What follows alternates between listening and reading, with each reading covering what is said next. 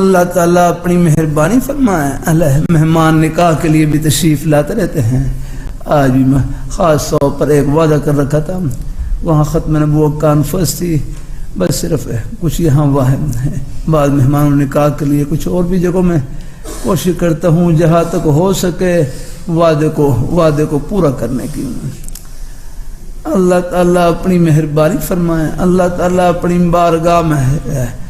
اللہ میں کچھ باتیں نکاح کے بعد بھی مجلس میں کرتا رہتا ہوں. الحمدللہ میں جامع مدینہ مسجد میں بیٹھا ہوا ایک بڑی عمر کے بزرگ تشریف لائے، کہنے لگے میرے بیٹے کی شادی ہے.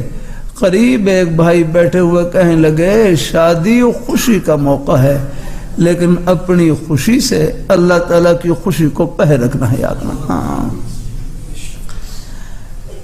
ہم اپنی خوشی میں بھی اللہ تعالیٰ کو خوش کریں. اللہ ہماری خوشیوں کو دوبالا کر دیں گے، اللہ برکتوں سے بھر دیں گے. اللہ